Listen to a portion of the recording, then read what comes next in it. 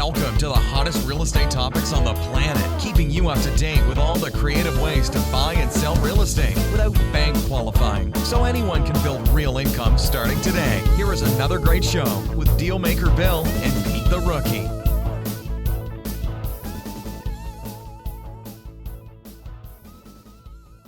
All right, son of a gun, if we aren't at another Flipping Houses for Rookies podcast. 422, by the way, Mr. Coca-Cola. What? Bill, it's not possible. I'm not old enough to have done that. I'm surprised. I know that you mentioned it a week or so ago, a podcast or two ago, but about not being a rookie anymore. I figure after 422 podcasts, maybe you're right. Yeah. I'm not into titles. I'm into success. There you go. All right, so podcast number 422. Here is the title of today's podcast. Why creative real estate sellers are different in today's economy. Here is the description.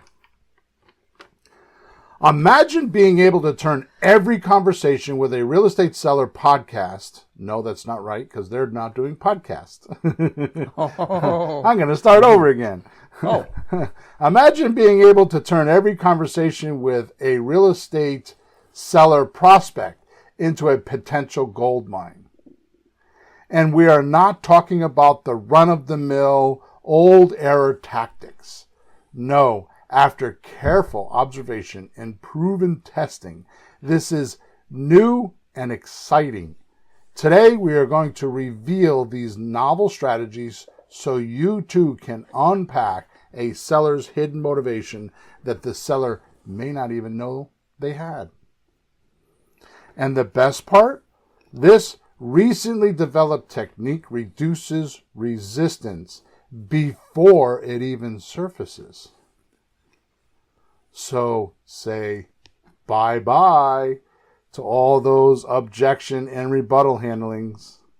See, no two sellers are alike, which is why scripts can be challenging, and is why this simplistic but advanced approach needed to be seeked out. Bottom line is, in an economy where standard approaches fall flat, you need an edge. And if you listen today, you will be mentally equipped in mastering what most do not know. Don't let another deal slip through your fingers. The market is waiting for you. If you just listen today, you will be more equipped. Then you be more equipped than you ever had been before. So let's get started. I cut that short. Okay. Sentence short. So Peter, before I do my housekeeping, I want to make an announcement. Dun, dun, dun, dun. Announcement. Ladies and gentlemen, here's Mr. Hawthorne with an announcement. Thank you. So we are, meaning we is me at this point, because that's all that's doing it. Well, it's me, myself, and I then. But it will be more of us as we go through it. But today is the official, I've launched the private podcast platform. It is the beginning of the end of this podcast. I don't know when that's going to be or how long it's going to be. But in the description, there is a link for the private podcast, the first private podcast. Okay? So the best thing to do is I have it on our own app. So you have to download the app. But the software shows you how to do all of that. So I wanted to let everybody know that in the description, there is a free podcast that is there for you waiting.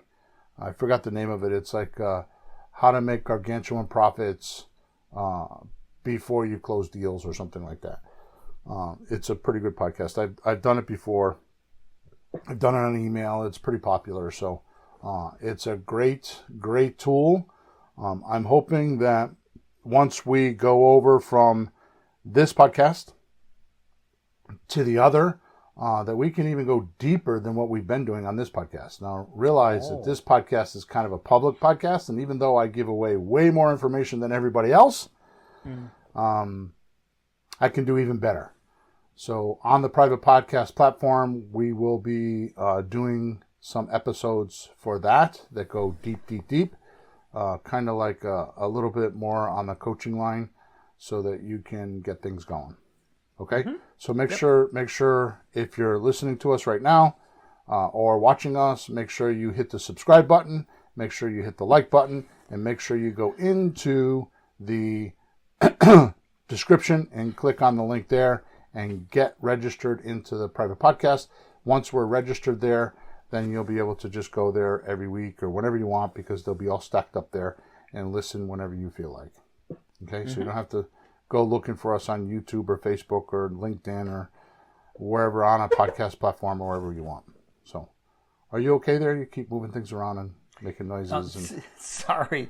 Yeah, I'm just trying to adjust my my stand here.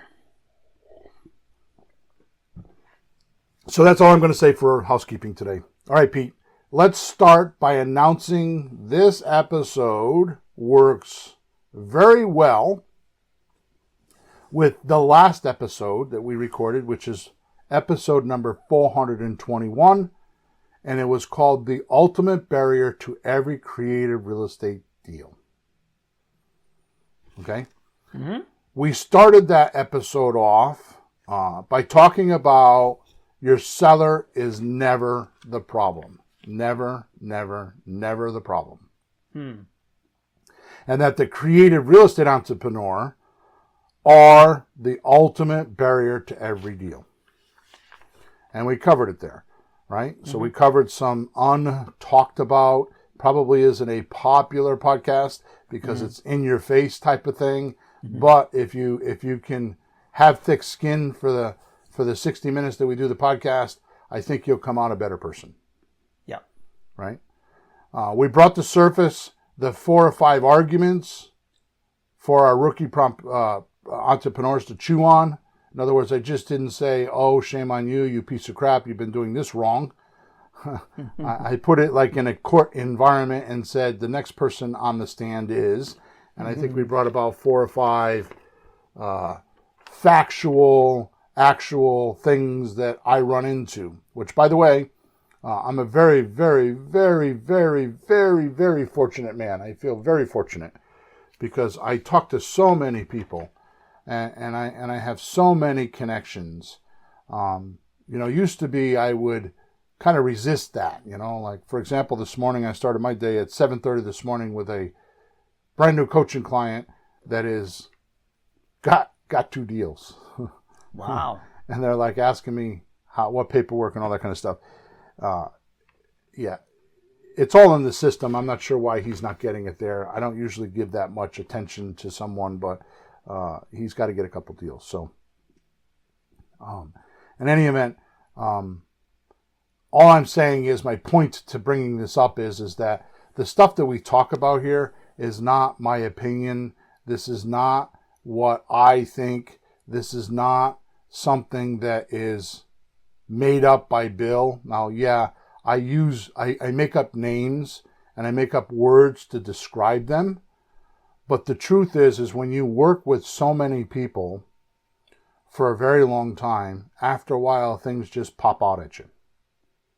Okay? And I'm going to tell you right now, point blank, as serious as I could be, because I've probably said this in the past, but podcast number 423, which is the next podcast, is, as far as I'm concerned, the best podcast we will ever do. It's a industry disruptor. Oh. It is a new way to look at the industry and how to make money, because I don't know how I figured it out. It just was something that happened a week or 2 ago. It just popped in my head because I was doing a webinar and I was answering questions, and it became so simple to me. I have no idea how that happened, but it happened. But when you do like what I do, and you write a lot, you write emails and blog posts and podcasts and you write about the same content over, not the same content, but the same concepts over and over again, they tend to get very simple. That's true. And it's what I hope to bring to this podcast. This podcast was intended to change your thinking, not your doing this. I think the private podcast is going to be more about changing your doing this. That's cool. So that's what I'm hoping to do, right? So enough of that. But today I'm going to talk about what we're going to do is we brought to surface these 4 or 5 arguments in podcast number 421. And today I'm going to one up those ideas and reveal some very, very, very interesting but altering facts on how we should be treating sellers today. Okay? So Wow. I think you and I have been doing this and don't know we're doing it. But I've kind of, I've extracted some, as they say, I articulated it. Articulating means I extracted my observations and I put it in writing so it's easy to understand. What the biggest thing about today's podcast is I noticed that what we had done in the past doesn't work today. Okay? For example, one of our older models of talking to sellers and getting deals was doing presentations. Remember the presentation pack? Yeah. Right? Yeah. Go to the house, sit down, drive half an hour, sit there for an hour, drive home half an hour, a couple hours. Right. To see what would happen. Yeah, we had our old presentation packs under our arm. Mine is still in my car. Right? I have it in the back seat of my car just in case I got to go make an appointment. Oh. And you've been to appointments with me. How many times do I keep it on my arm and I never open it? Oh yeah. You're walking around with it. You're holding your phone, you're holding that, you're on airplane mode, you're recording. They think you're just walking around aimlessly and you got all these tools in your hands. Yep. And we'd sit in houses and make deals on the kitchen table or in the living room. Yep. Telling stories. Oh yeah. I knew a guy once, never mind. But today, our seller doesn't want to hear stories about us. Right? They only care about solving their own problems and how fast we can do it. And I thought it was because we were a bunch of old bastards, boomers. I thought that's what it was, but it's not really that. I had to break through that social veneer. Yeah, it's not really that. Bill, that's my best excuse. Yeah, I get it. Excuse being the exclusive word there. Yeah, that's the one word you hear. Yeah. Carry on. So nowadays we are least persuasive when we tell sellers things, like when we're talking at them, right? Or attempt to dominate them,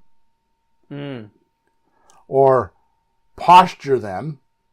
How about sell them? Yeah, or even try to manipulate their ideas.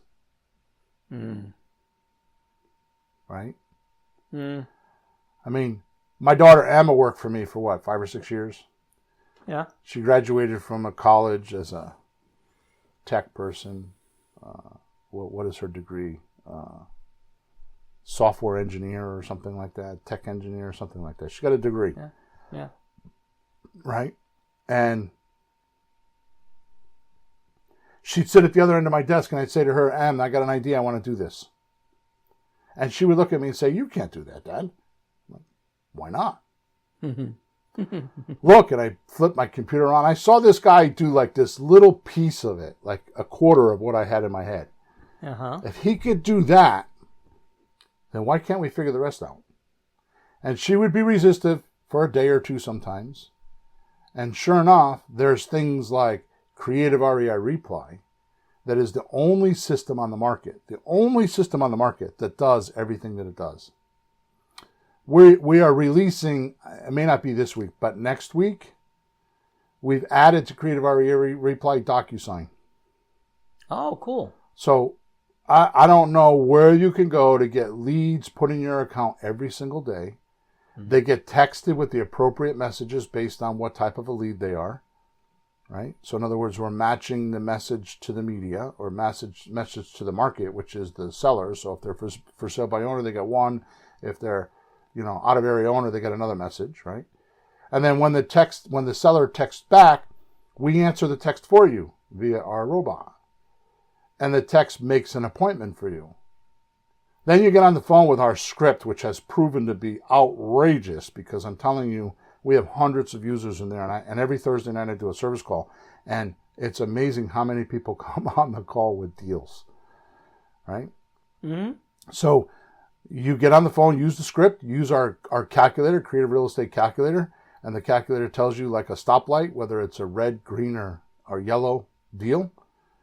When you're all done with your numbers and the seller says yes, you push a button, and it sends the documents for them to sign.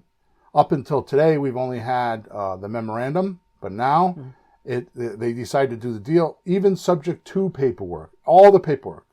Really? The only paperwork that we don't do is seller financing, because those are notes that are done in individual states, and I have an example of one that you can give an attorney, but we can't do that manually. Everything else we can do. Mm-hmm. Right? And then once we get the deal, it's literally, I mean, the first time when you never did it before, it takes you 15 minutes to put your house in our deal selling machine. 15 minutes. After that, it probably takes you 5 or 8 minutes to put a house on the market. I mean, I don't know of any software that's doing that right now. And if I have a listener that knows of software that's doing that, please send me an email, or go to flippinghousesforrookies.com or creativereiply.com. Go in the help thing and send me the link, because I'm dying to see it. To see it, because I don't know of any other software on the market that does this. My point is this is how I got this far, is by doing the unusual. So the reason for this little rant here is this is how people think when we talk to them. Just like me, I think, well, if he's saying that he could do that, I wonder if there's other people that can do it. Or if I wonder there's another way that he can do it. And they go on ChatGPT, or they go on Google, or they go on Claude, or they go on Ask, all these AI tools, right? Or they go on Perplexity, any one of these AI tools, right? And they start asking questions, and they're asking who else does this, or how does it work? Really, you think the sellers are that savvy now? Yeah. That they're looking for that kind. They're being that much inquisitive. Wow. Even older people. I don't think all of them are, but a lot of them are. Yeah. Yeah. Wow. Yeah. I mean, there's too much information right now. That's what we're up against. Yeah. So what's changed is there's a massive difference today between, now listen to this language, there's external pressure and internal tension. So obviously external pressure is what we used to do with our presentation model. Now I know I keep coming off the script, but I need to stop for a second, and I need to just tell you a very strong opinion of mine, okay, which is, if you listen to me a lot, I do it a lot. I'm sorry, but I'm trying to get everything I can onto the airwaves so people can think with it, right? Mm-hmm, sure. It is absolutely, positively the most ridiculous, stupidest, idiotic, absolute dumbest thing I have ever seen in my entire life. What? So it used to be, and we're going to talk about this in podcast number 423, it used to be that the realtor had the buyers and sellers locked up. They were in their MLS, their multiple listing service. Yep. Now, in the 90s, I think MLS came out in 93 or 94. It was the hottest thing because they were online. Right? Now, God knows why. Well, I do know why, but I'm not going to be accusative. But NAR, the National Association of Realtors, which they're getting sued for this, which is how I figured this out, because otherwise I would never know this. If you read the articles about how they're getting sued for racketeering, this is the reason why. Yep. They own a company called Move.com. Move.com is an influencer. It influences Zillow. It owns sites like Redfin, Realtor.com, right? It owns these other websites, right? The websites we look at for information. For comps. for comps. The reason why they're getting sued for racketeering is because those sites are holding the comparables higher. And the reason why they're holding them higher is so that the realtor sells for a higher number. Yeah. And they get more commission. It also means, if you pull the curtain back, that the banker lends more money, which means higher fees, and it means more interest for them. Yeah. So it's totally a racketeering type of environment. The part that I don't understand is how they didn't calculate that it was going to shoot them in the foot. Because their buyers and sellers are no longer under lock and key. You say it all the time. When your son was looking for a house, he found his house by searching the internet. Yep. Called his realtor and said, I want to go look at this one. Yep. So what does he need? Yeah, what does he need him for? The lockbox code. That's it. Yeah, go To knock get him on in the the door, house. talk to the lady, you know? Right. So Yeah. I don't understand why this is happening in today's environment. But this is why I say things are changing. Right? So it used to be external pressure, right, was how it worked, right? External pressure was the realtor, right, was the buyer, the seller. I mean, the seller is who we're talking about, but the seller would have external pressure because it's like, well, I only have one offer. It's been on the market for 4 months. And I finally got an offer, so you should really accept it. Yeah, but it's $40,000 less than I wanted. Right? External pressure. Right? Unfortunately, what happened was, just like the presidential candidates right now, the presidential election right now, there's things that are happening that have never happened before. Right? Like candidates getting into candidacy without ever being voted in. Right? Yeah. This is new stuff, right? Now, I'm not saying right, wrong, or different, however you believe. Point is it's new stuff. Well, That's never happened. That's never happened before. the world is like that. We have a lot of new stuff happening, right? And we're making leaps and bounds for much different ways to live, right? Yeah. So, just understand that. That's my opinion. You don't have to believe anything I just said, right? Now, internal tension is created when you start to ask sellers the right questions and allow them to develop their own belief and thoughts about their problem. Now, I've talked about this before, but I have a little bit different approach on this towards the end of the podcast, right? Yeah. So that was our presentation model. We would kind of go in, flip our charts, give them statistics, give them, testimonials, and we were kind of the only one in the room. Now, Pete, I would like for you to confess to our audience. When we were doing that, how many people were giving them offers like us? When we would sit in a living room with a presentation pack, how many other investors like us were giving them an offer or talking to them? I think none. Yeah, or one. None. Yeah. Okay, But so the numbers now, were, even when it was one, the numbers were quite different. It wasn't the same as us. right. What we're doing was different. They were always flabbergasted. Like, what? Yeah. We explained how it really works, how the numbers really happen, what it really turns out, and they had no idea. No one explained it. They were appreciative and flabbergasted. Okay, now let's take your phone calls from yesterday.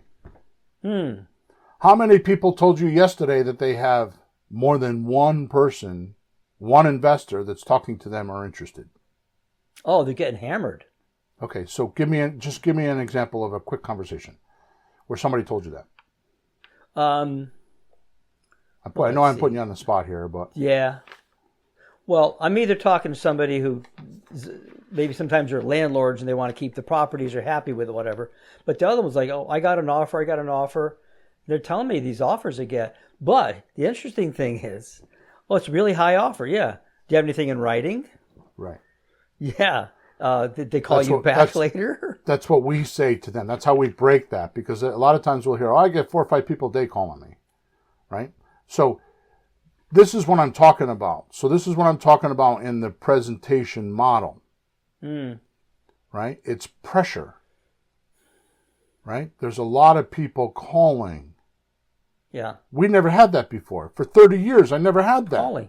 Calling. They get postcards in the mail. Right. I get them. Everybody gets them. Offer on your house. Like, what? It's not even for sale, and they're trying to buy my house. So the front door doesn't get opened.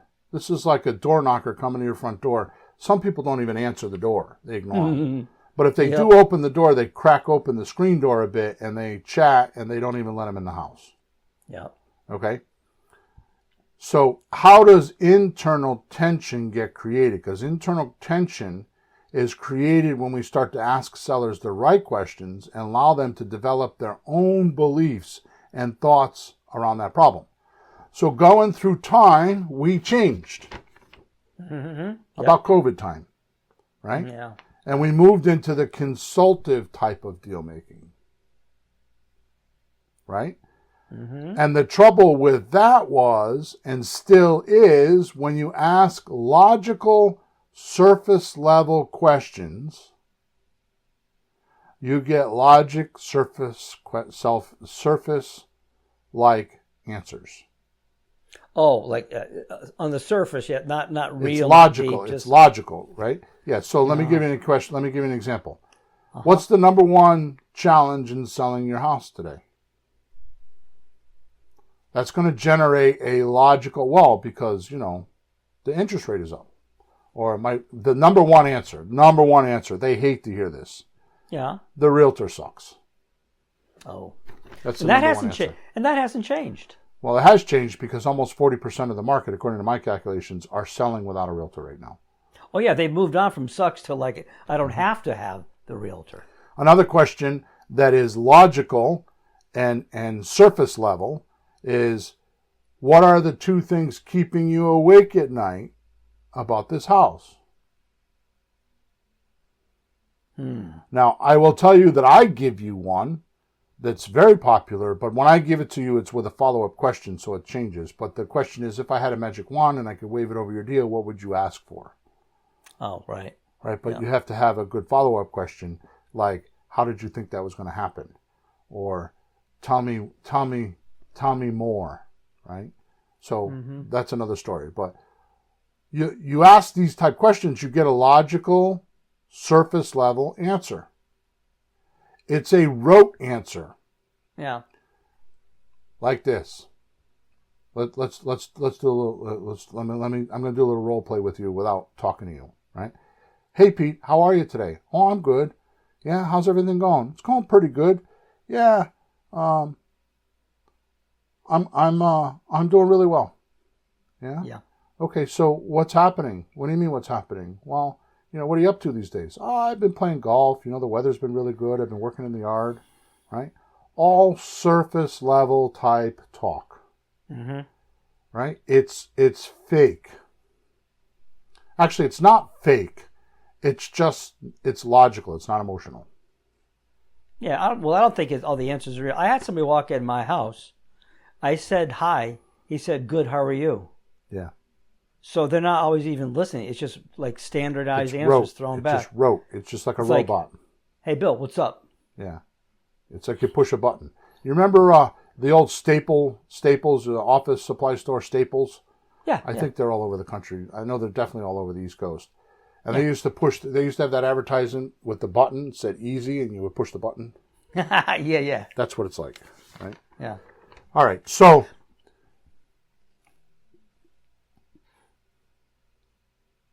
we know that all decisions are made with logic, right? Hopefully. They're supposed to.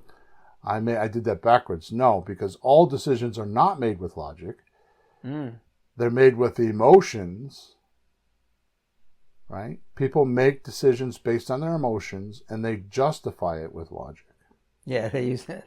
I read that backwards. I didn't mean to trick you like that. But all decisions are not made with logic. No.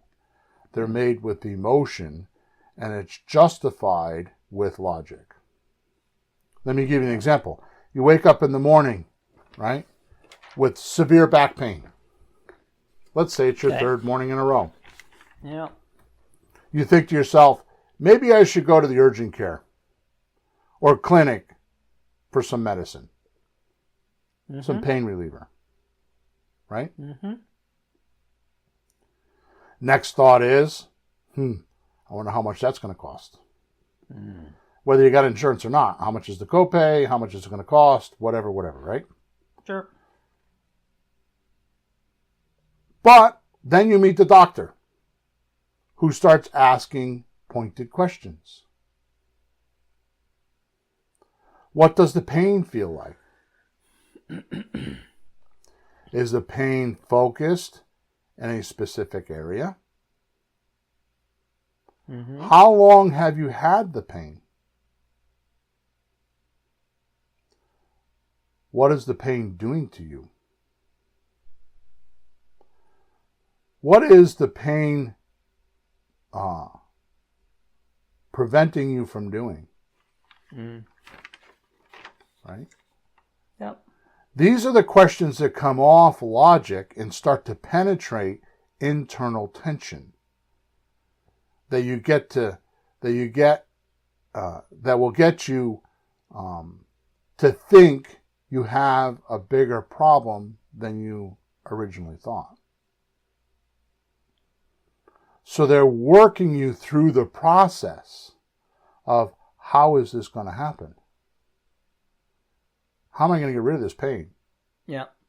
You know, is he going to tell me I need an operation? You know, I know many people that are very close to me that will automatically go to, I have cancer. Oh, jeez. Yeah. I have cancer. I need to go to the doctor. I have a pain. I better go check, make sure I don't have cancer. I have two people in my life like that. Right? Oh. This is why you never sell anyone what they think they need. As a copywriter, as a retired, recovering salesperson, okay? You need to do the correct discovery to really help them. So you said you never sell them what they think they need? That's Right. what you said. That's right. What they think they need, yeah. Right. Because if they knew what they needed, they wouldn't need you to talk to them. So you have to dig. Just a basic law without getting into a whole thing about it. Yeah. Honest to God. And I could talk about this for 10 episodes. The book, I think, is, what is the hell is it? Dan Sullivan wrote it. Thinking About My Thinking. Oh, right. Yeah, I got that one. Thinking About My Thinking. Like, what are you thinking? What are you thinking now? Right. Yeah. Here is a simplistic datum that you will definitely have trouble implementing. It is the hardest thing to do as a human being. But if you do it, it changes your life. Confront. Confront means head on, face on, balls to the wall, get to it. Yeah. Don't stop. Just run into it. So problem means you have one idea, something else has another idea. You have an idea that you want to have pasta for dinner tonight, and I have an idea I want to have steak for dinner tonight, and we are together in a hotel at a convention, and we have to eat together, or we're supposed to eat together. We don't have to, but and right away problem starts. Problem starts for me because you want pasta, and it starts for me because I want steak. Yep. That's a problem. So it's one idea facing another idea that's opposite of your idea, usually. Yeah. Okay? What happens is too many of these things happen in your mind, and they stay there. Like they have residence, like it's a physical thing, as if it was like a snowball in your mind, and it's just there getting bigger and bigger and bigger. How about a log jam? A log jam, that too. Yeah. Anyways, I'm being too profound. Here's my point is if you confront it, if you just look at it for what it is, it will blow. Yeah. You will come up with something to make it happen. So confront is the most amazing thing that a human being could do to live a wonderful life. If you confront everything every day, right, and just handle it. This is the reason why people have trouble with their finances. They don't confront them. They don't go online and check their checkbook balances. They don't have a checkbook balance. They just hope they make enough money so that they can just do whatever they want, whenever they want, and there you go. My mother told me, she was here to visit me for a week. It was the best, worst thing that ever happened to me. Okay. She left, and we're at 6 o'clock in the morning. I'm taking her to the airport. You know what she told me? What? I really have decided, after she spent a week with me, I really have decided that I like my life having no responsibility. Whoa. Yep. Wow. She's in independent living, and she sits in a room and watches TV all day long, and they cook for her, they clean for her, they do everything for her. And she's got aches and pains and thinks there's nothing wrong, and she complains all the time about how she doesn't feel good. Wow. Right? I don't know why I got off on that tangent, but what I think the reason why is because what we're doing by this internal pressure type thing, or this internal tension, is we're getting the seller to confront their situation in baby steps. Right? Mm-hmm. Now, I'm way off base here, but I'm going to say one more thing, and then I promise I'm just going to go right back to script. Let me see what time here. So there is something that I do in marketing that is not very popular. Okay. And I've just recently articulated it because I've spent the last 2 or 3 weeks, probably the last month, really internalizing, because I want to make some changes. I want to do some things, right? And I'm not happy with my progress since I've been back on my sabbatical. Back from my sabbatical, which was in May. It's now August. So I'm just going to tell you this because it very much makes sense to what we do. And then I'm going to get back to the podcast and you're going to see how it all works, okay? Sure. If you were to look at a triangle, the top of the triangle, the top 3% of the triangle are people that are ready to buy a product. Huh. The next level down, which I think is 67%, I'm not sure of the numbers. The next level down are people that are aware that they have a problem and they're kind of hunting around for a solution. Yeah, that's like me looking for a car. Not buying it right now, but I'm starting to look around. Just investigating, right? You go down a little bit further to the bottom of the scale, which is 30-something%. And those are the people that are not aware they have a problem, but you can kind of rattle them a little bit. And say, that sounds interesting. I never heard you talk about this before, like the categories. Yeah. So to relate it, mostly I'm talking to you right now, to relate it, like the bottom part of the scale is where when you're talking to somebody, you're just building affinity. You're just saying things so they like you and they keep following you. Right. The middle part of the scale is where you do your marketing. That's kind of like, and marketing to me is building agreement. Like, yes, you're right about this, and yes, you're right about that. Like, for example, you could buy real estate without any money down. Or you can control real estate and not own it. These are like building agreements. You're educating the person by building agreements. See, they already have affinity for you. And now when you're marketing to them, they already like listening to you. So now you're just kind of giving them some data about how you think, and you're just building the affinity and giving them more reality, more agreement. Things that they like, they can agree with, they can use it. Right. They're thinking maybe this will help me at some point. The top third, that's right. The top third, or the 3%, is where you communicate to them. And you say, this is what you need. All 3 conversations are different. All 3 conversations are in a different position. Does this make sense? It does. as a consumer, you don't think of those things. But you see things, you go, nah, don't care, and you go buy it. You look at other things, oh, that might be interesting. You look at other things, oh, I need that. Right. But you never think how it's working on your other side, right. That you're actually calculating and actually paying attention to who, what, and how you're doing these things. Right.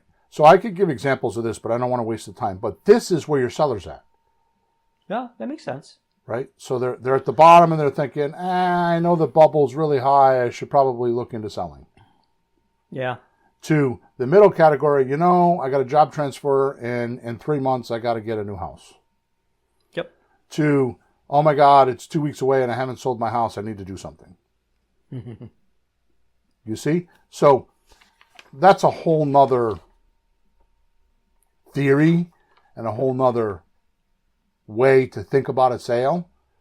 But what makes me different with my marketing is, like, for example, one of my partners, he's constantly going after the 3% that are ready to buy. Yeah, he wants to deal now. I believe the 97% needs to be cultured and needs to be grooved into how you can help them. Mm-hmm. For example, I give I say this and I promise I'm going to move on. I used to consult automotive repair shops. I travel 45 weeks a year. I remember one time being out west, and some guy told me he lived in Arizona that had 100 people in his town, in the middle of the desert. Right. So I thought about it, and here's my analogy. So if I'm a plumber and I live in this town that has 100 people in it, am I going to market to the 3 people that might need plumbing today? Or am I going to market to the 97 people that don't need marketing? I'm sorry, that don't need plumbing. Like, for example, the 97% might be send out a newsletter, right? I mean, for 100 people, you can walk around and put it in the mailbox for that matter, right? Yeah. So you jobs. So you could market to them. Hey, in my newsletter, you could say, here's how to prevent your hot water heater from blowing up and making me come out and change it. And give them a bunch of tips on how to make their hot water heater last. Or here's a tip on how you can save on your water bill. Or here's what you could do to your toilet so it doesn't break and make me come out and want to fix it. So you're building a constant communication with them. You're building affinity with them. You're building agreement with them so that when it's time for them to need a plumber, they're going to be, oh, I got to go to Joe. He sends me all those things all the time. He's such a help. You see how it works? Sure. Okay. It makes sense. This is how we need to cultivate our sellers. Yeah. Okay. So let's carry on.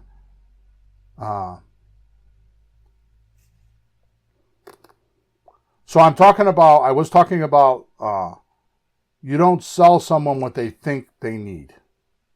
Right. Okay. So a perfect example is that seller says, I need all cash. Do they need all cash? Not necessarily. What do you mean not necessarily? Well, no. It's a hard no. Yeah. Why do they want the cash to do something else? So this is kind of like the old saying, the guy walks into a hardware store and he's looking for a drill bit, right? Yeah. What does he want, a drill bit, or does he want a hole? Yeah. Right? What do you want the drill bit for? But the thing is, there might be a better way to do, like, oh, I need glue to blah, blah. No, you don't need to do that. You do it this way. You might find a better way to do it. Right? So it sends most rookies down the road of asking the wrong questions. They automatically get defensive with this. They want all cash. Mm-hmm. Well, I'm going to tell you right now, and I promise you, I'm going to hit a home run with podcast episode 423. I'm going to hit a home run, and I'm going to talk about it there. Mm-hmm. But the point is that we could do a 90-day option agreement with these sellers and give them all cash within 90 days and still be a creative real estate deal with no money down and no risk. Mm-hmm. Okay, and we're giving that up. Okay. So you ask them questions. These are the bad questions that creative real estate investors ask when somebody says, I want all cash.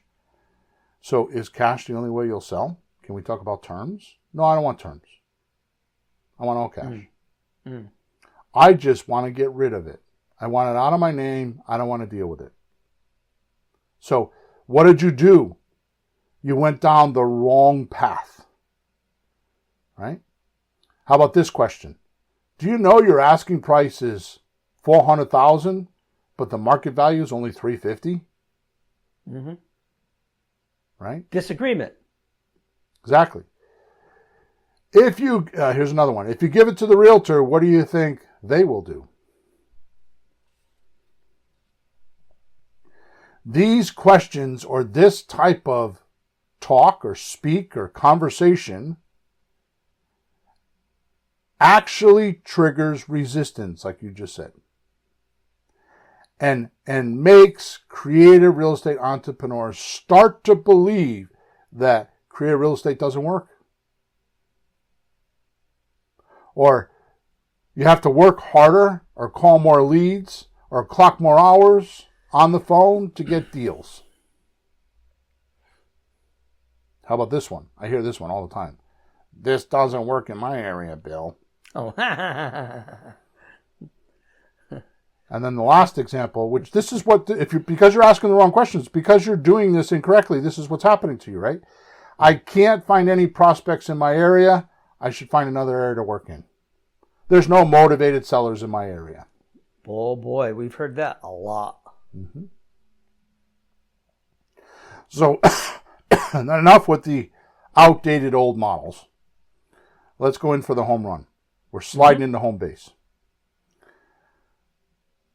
By the way, I can't wait to talk to my son-in-law. I guess the Yankees did a wonderful play yesterday. I heard anyways, I don't know why. Seriously, baseball. Yeah. The Yankees yesterday, they had a double. They got two people out. It was an amazing. I saw it on the news. It was amazing. My son-in-law is big into the Yankees. Okay, enough getting off track here. Outdated models. Poo-poo, no more. Today's functioning model is the dialogue approach. Dialogue approach. We are most persuasive when we get others to pull us in and persuade themselves. So pull us in means request to talk to you. They're initiating the conversation. Yeah. Now, Pete, just as a side note, how many times have we talked about in the last year, I wish we could go back to the old days when we put signs out and people would call us up on the phone and we would do the prospect-suspect form and we would make deals. Wish we could do that. Show be nice. Right? Instead of texting people and invading their lives and interrupting their day to talk about something that's not even on their mind, because we definitely are not in the conversation in their head. We're trying to start a new conversation. Right? Yeah. I mean, I've been practicing this. What? This concept. Yeah. So I tell my mother, who's 81 years old, was married to my dad for 61 years. He's dead for a year and a half. I'm provoking her to get a boyfriend. What? Yeah. She needs a companion. Man. She needs somebody to talk to. She needs to have a life. She needs a reason to live. Wouldn't it be safer just another nice little old lady? That don't work. Women together, they kibitz, and they're like old hens, right? So there's this guy named Bob that has this fancy car, right? She says, the only way I'm getting another guy is if his checkbook starts with a B. Right? With a what? A B, like billions. Oh, geez. She's full of shit. Anyways, so I've been doing this, not having a conversation in her head, because that's nowhere in her thought process.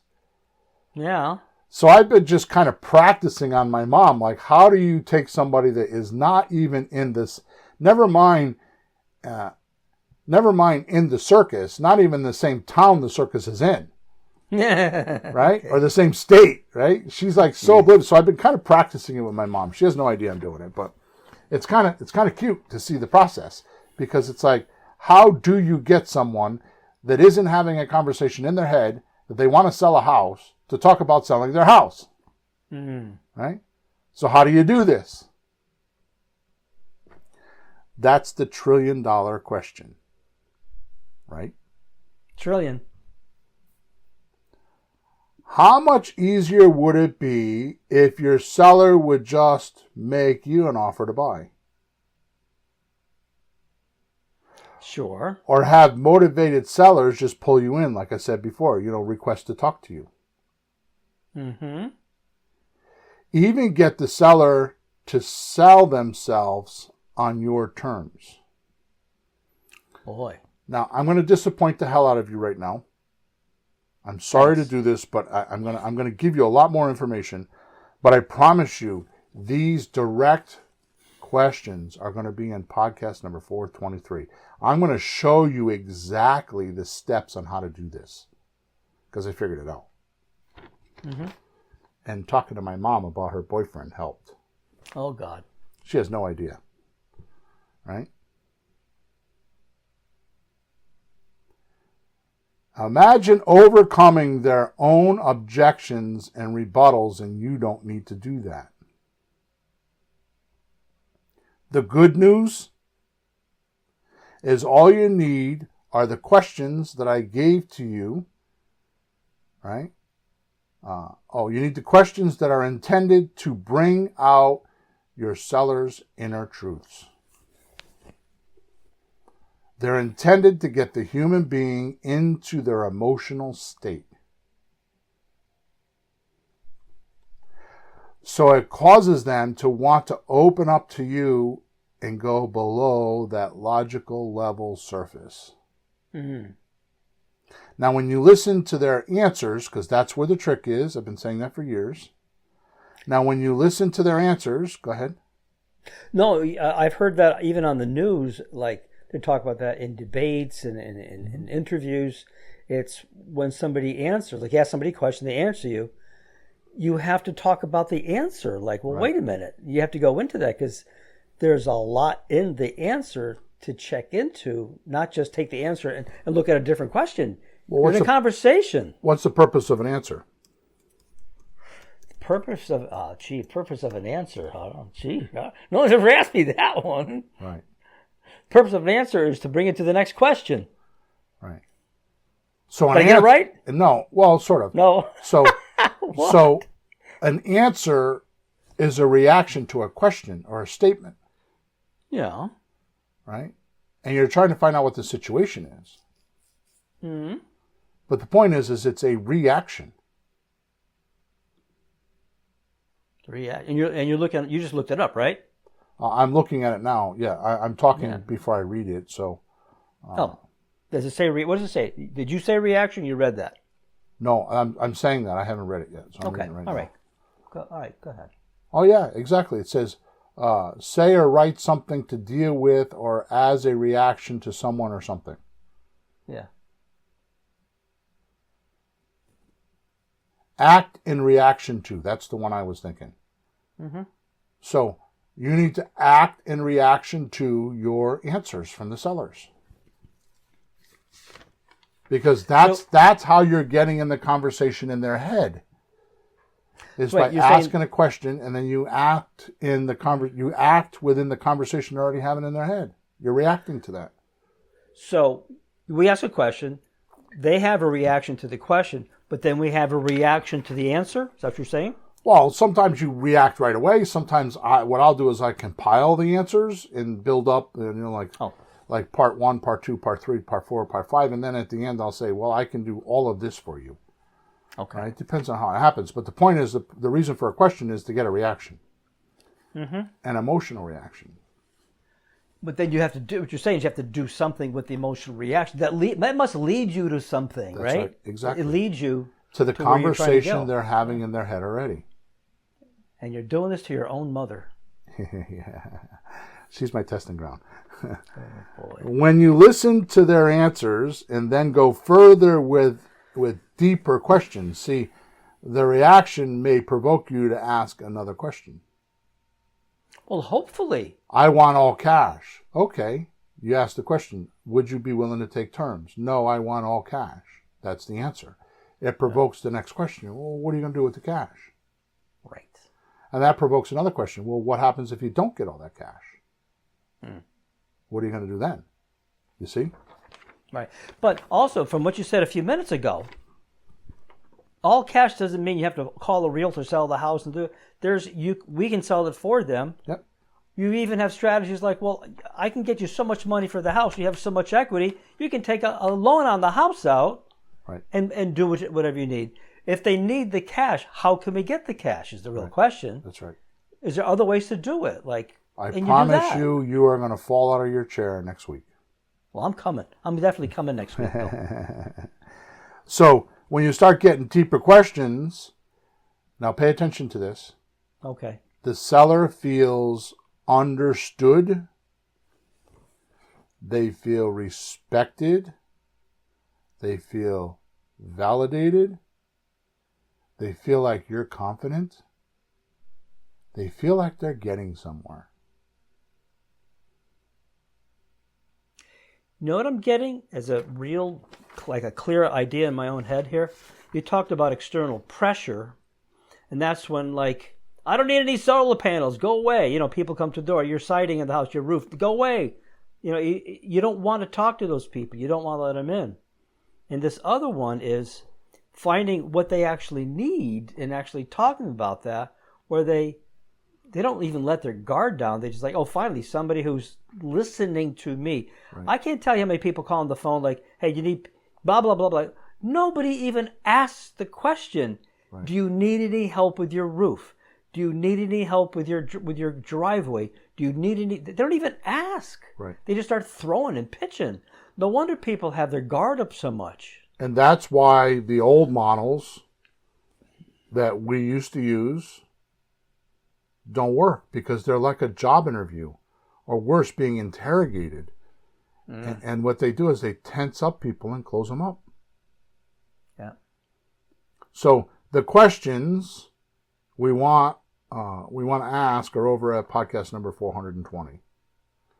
Top proven creative real estate questions are where you can start. Now, I didn't make a document that you can download. You're going to have to listen to the podcast. Sorry. And you're going to have to write them down yourself. And of course, our scripts do this as well. Only if you follow them and don't veer off or alter the questions. Because a lot of people, which is the most confoundest thing in the world to me, right? After all, they've been heavily tested. I've sat with personally in over 4,000 houses. And I've tested these questions. And a rookie comes along and says, I don't think that's my personality. I don't think I should ask the question like that. Okay. And they change the question, and then the system doesn't work for them, and they say, yeah, Bill's system doesn't work. And they go look for another shiny object. Mm-hmm. Because they alter what they think it should be. The questions, remember, what's the purpose of the question? Is to get a reaction. An emotional reaction. Yeah. They've been tested. They are very specific. Even I messed them up. Right? You want to make your seller feel like you're having a cup of coffee or a beer with a close-up friend, allowing for them to open up, be honest, and have honest conversation between you and the seller. Now, you can't fake this. Some people will fake this. Right? They'll hype it up and they'll sound too fake. Mm.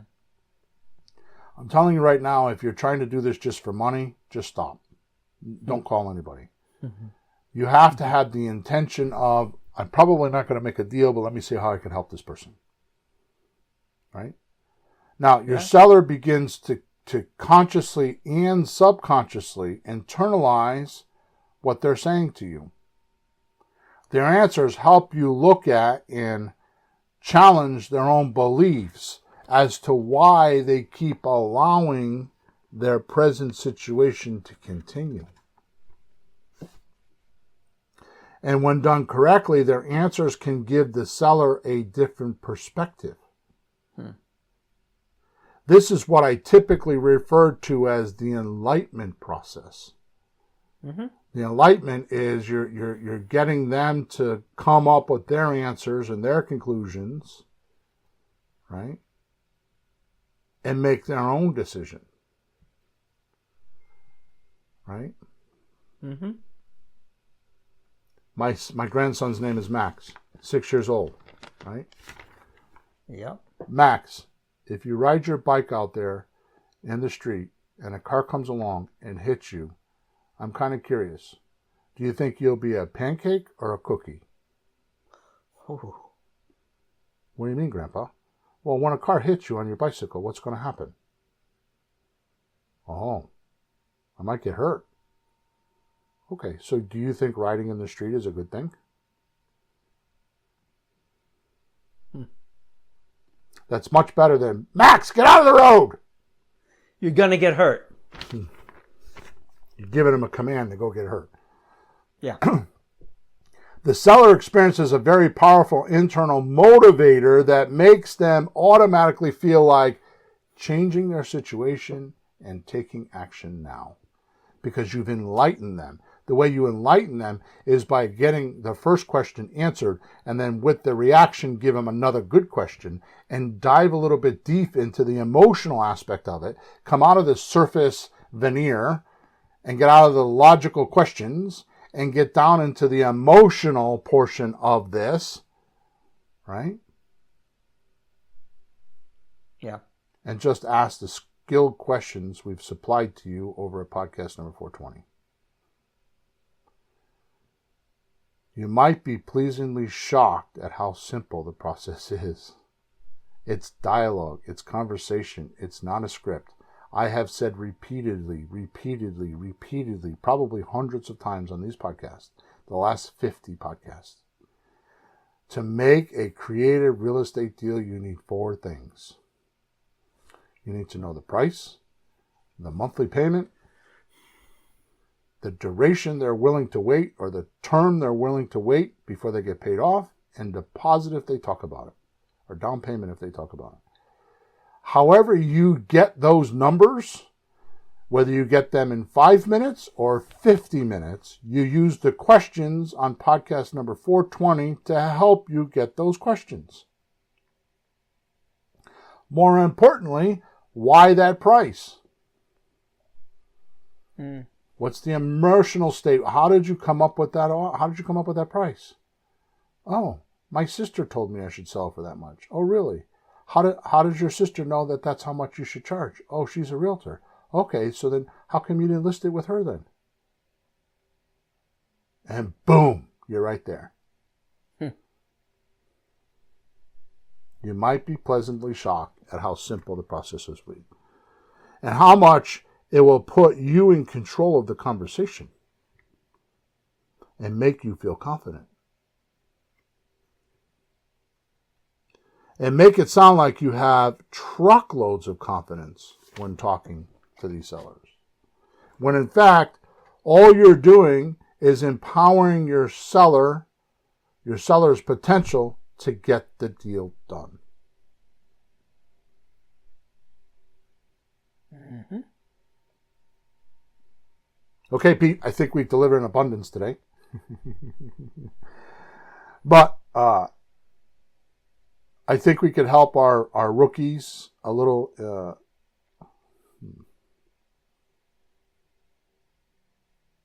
Okay, yeah. So I'm talking to myself on paper here.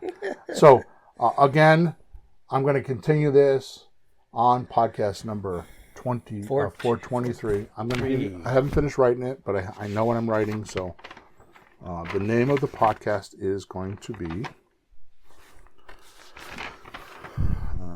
when I find it here,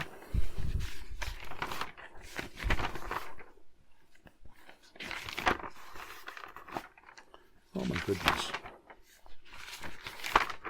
I got a lot of notes here.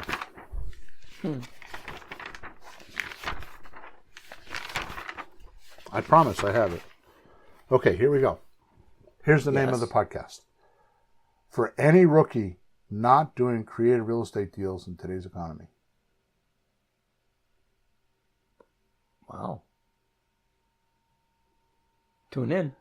So, one of the most famous letters ever written, it was an open letter from, that's how they start this sales letter. It's one of the best sales letters ever written. Yeah. I forgot by who. I forgot by the author. But this is kind of like that. This is like an open conversation, right? Uh-huh. For any rookie not doing creative real estate deals in today's economy. I'm going to tell you how to get a deal within 30 days. And I've cut through all the crap. If I just read the podcast, I could probably give it to you in about 25, 30 minutes. But I don't do that because I usually tell my stories. So there you go. So make sure you tune in to podcast number 423. I'm going to thank you very much for being here and listening. I want to thank you for your support. Make sure you subscribe to wherever you're watching us or listening to us. Make sure you like us. Make sure you leave a review. And most important, I am on the frontier right now. We're in the frontier of something very new and something very big that I'm not going to talk about here, but I promise you it's very big, going to be very big. In a few years from now, I expect you'll talk about this day if you're here listening. Click on the link in the chat. Sorry, not in the chat, in the description. I always say the chat. Click on the link and head on over to the private podcast. There's only one there. I have another one I'm going to write in the next week or so, and I will be putting them on there continuously. Some of them will be just me teaching you. Some of them will be with Peter and I. I might be helping Peter with something. He might be helping me with something. The point is that this podcast, as of 423 podcasts, was always intended to change your thinking. And when we go over to the private podcast link, that's going to be like how to do it. So there's details. Okay? So thank you so much. Have a wonderful week.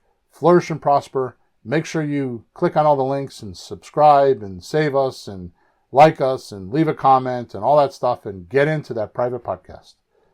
Over and out. Flourish and prosper. Thanks for tuning in to the hottest real estate topics on the planet with Bill and Pete. If you want to continue learning how to buy and sell real estate without money or credit, head over to flippinghouses.club for some cutting-edge real estate wealth tools. Or contact us at info@flippinghouses.club.